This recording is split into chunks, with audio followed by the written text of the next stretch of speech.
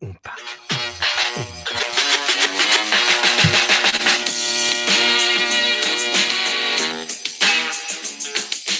is Christmas music, man.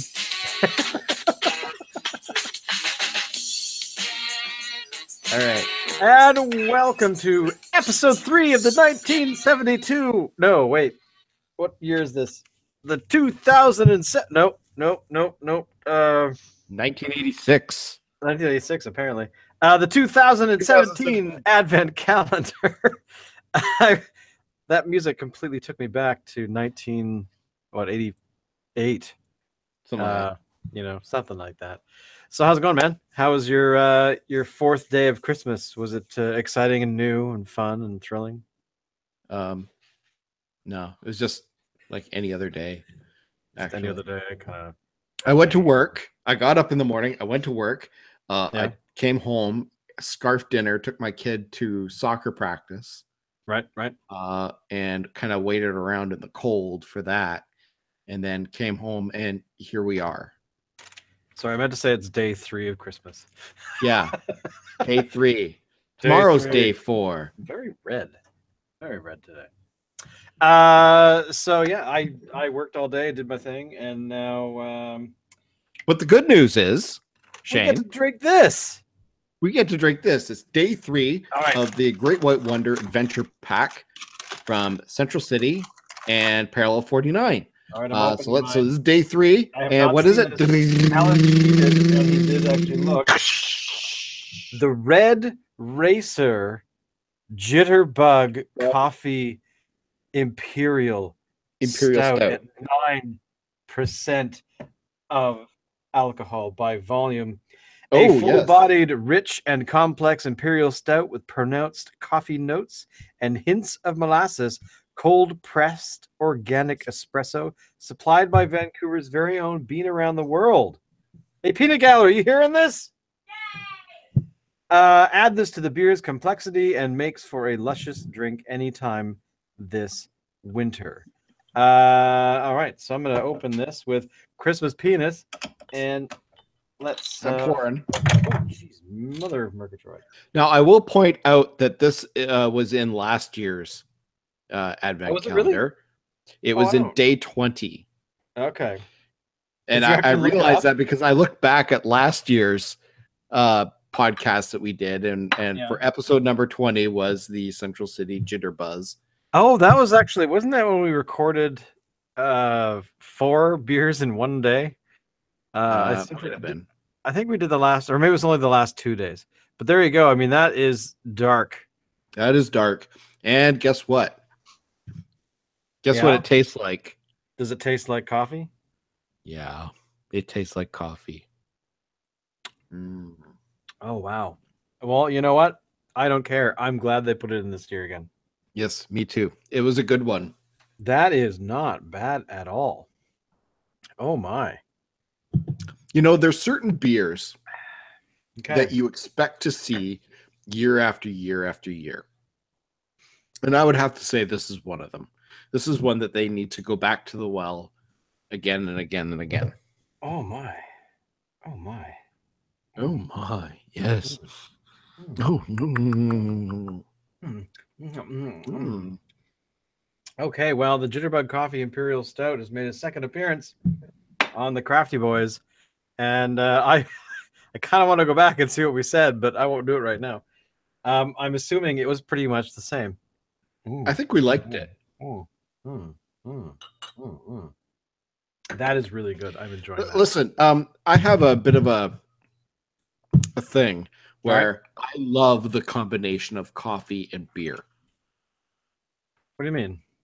Well, it's just coffee stouts and coffee porters and that kind of thing. So anytime I see that a brewery has made some sort of a concoction such as this, I want to get it and I want to try it. Okay. What is your few of them have actually lived up to the expectations? Well, this one definitely does, but I know the other one you're going to talk about, which is the... Well, there's 2 others, actually. The first one was the one that we did in our very, very first episode ever, which is the Bean Me Up Espresso Stout from Fuggles and Warlock. Exactly. I knew. Then the second one we actually had very recently. Really? What? We had it at the Christmas Craft Beer Show. It was by Lighthouse in Victoria. Okay. And they made it with cold brewed coffee, and it wasn't dark like this, but it was called Night Watch. And this is something that they just started bottling actually last week, so it's going to be available out there. Right, but it's right. a really, really, really good beer. Wow, it was fantastic. Yeah, you mentioned that just the other day, and didn't we go and see it somewhere? Well, remember on the way out, wow, how much did you have to drink at this thing? Because you don't remember a lot. It seems. It was a good day. I have to admit. On the way out of the Christmas Craft Beer Show, and this is something I wish they did at Beer Fest, and maybe logistically it's not really possible because it's an outdoor event. But they had like basically a beer store where everything that you sampled in the show was available for sale on your way out. So you could go and say, "Oh, I tried that. I liked it. I tried that. I liked it," and actually grab bottles and go pay for them and leave. I like that. That was a nice touch. I agree, because that because we got 4 different beers, or at least I did anyway. Two larger bottles, which I think are both from Parallel 49, and then I also got one from that thing. Well, I believe you bought a Night Watch. The wit beer. And we both bought a Night Watch. You got the Category 12 waveform, right? 4-pack. There's also another one that I can't think of, but that's probably the one you're talking about, because there was definitely 4. Can't remember, but that's probably the Night Watch. Probably right. But yeah, I have to say that that particular event was just really good. There was not a whole lot of I don't know. I think the only downside, which I think I probably mentioned yesterday or the day before, was that the fact that it was inside was kind of lame, and I think, but I think that the Christmas theme, was able to fix that. There was not a whole lot of everything had some sort of theme to it, or Christmassy theme to it. So, or most things anyway, beer wise. So, I give they can't really do an outdoor event. Well, not at that time of year, definitely, because that would just suck, and it would be. I just don't know that maybe Save on Foods Memorial Center is maybe the right place for it. But is there any other place in Victoria for them to do that? I can't think of one. Well, you see, the Victoria Conference Center was actually where the Beer Fest started. Oh, really? It used to be in the conference center, and then eventually, as it grew, it became an outdoor event to where it is now. But I kind of wonder if the conference center might be a better place for. Well, especially if this place. I mean, this is the second year this is done. This has happened. Yes. So I can see it continuing. I mean, it's not a failed event. It's not something that I wouldn't go to again. I think it was just a little bit. I guess what it really is. I think my expectations for what the event is versus what I experience at the Great Canadian Beer Fest. So yeah, I think overall, absolutely nothing wrong with the event. I think just making sure that when you go to it, that you keep, you know what you're going to. Just don't forget that it's indoors. There's not as many beer companies represented. The one thing that did surprise me when we were there was that that company that hires out hires the beer companies hire out to represent them, and I've forgotten which one that was. But it was a well-known ones to you and me. Of course, I can't remember what they were, but two breweries that hired a third-party company to take beer to the event, Mm-hmm. and then they represented the brands. And yes. I thought that was has that happened at the Great Canadian Beer Fest that I just don't remember it happening, because I can't think of any other beer places that I. No, I've not seen that before. I've seen that at this thing. So that was Mount Begbie and Parkside were teamed up. Okay. And I can't remember. There was another one that was like that as well, and I don't remember what they were off the top of my head. I had not actually noticed that before. I mean, as you have pointed out before, yeah, this is something that they do all the time, but I just had not experienced it, I think, ever.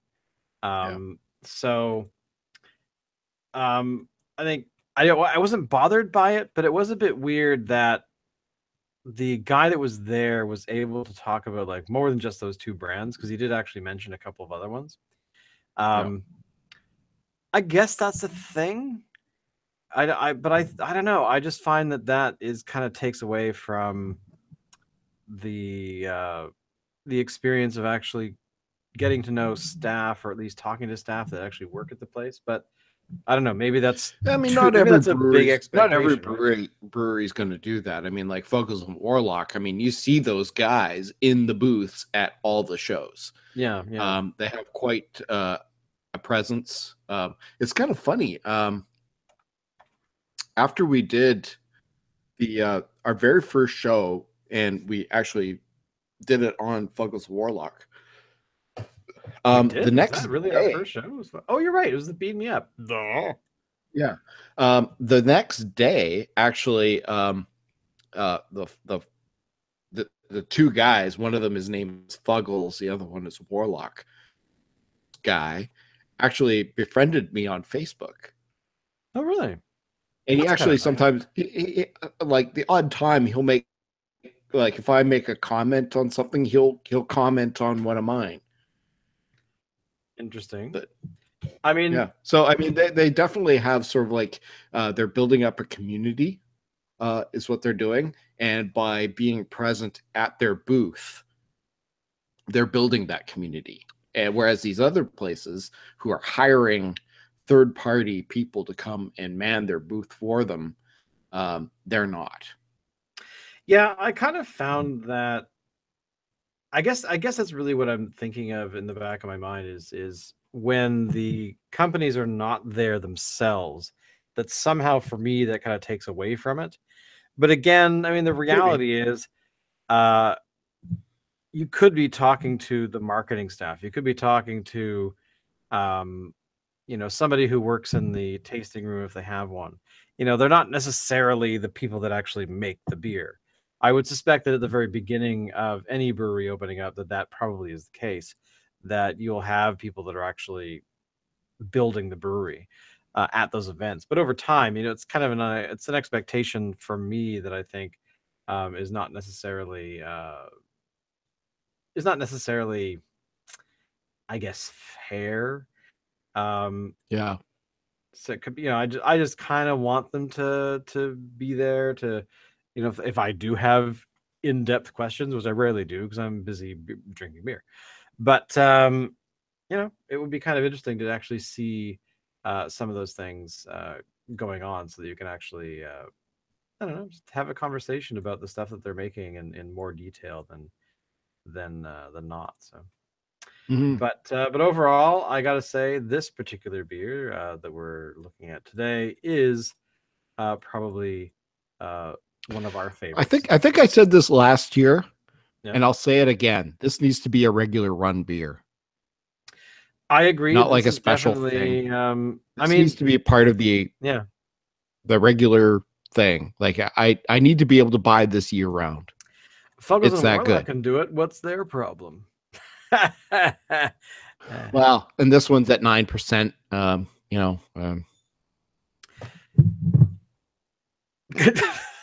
You know, just the audio of that sounded like at 9%, and then there was this sort of dull thud, thud, thud, thud.